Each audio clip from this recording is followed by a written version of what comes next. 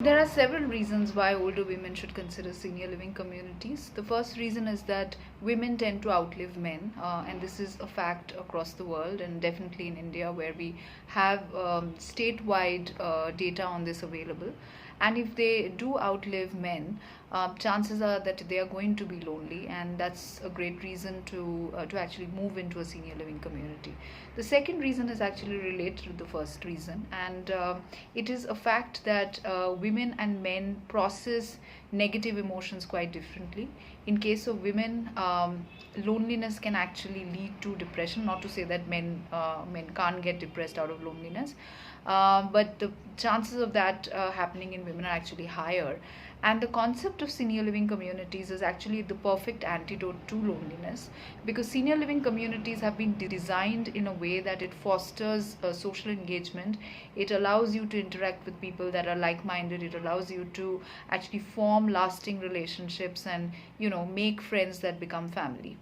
And the third reason why older women should consider senior living communities is the fact that women in general have very very strenuous, extremely challenging lives. Throughout their most productive years, they are actually playing a dual role, taking care of their families, their children, bringing them up, and also taking care of life at work. And doing this over a long period of time does take a toll on them.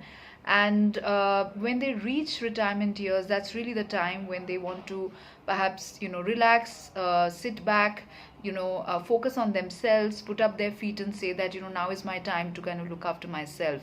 And a senior living community with the promise of a worry free life, a zero headache life where all their needs are taken care of is perfect for that. There are several factors to consider when considering a senior living community. The first thing is the type of service and the service model, because the reason why people are considering senior living is not because of the physical asset, but really because of the service.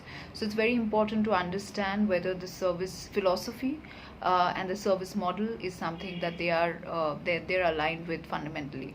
The second thing to consider is the design.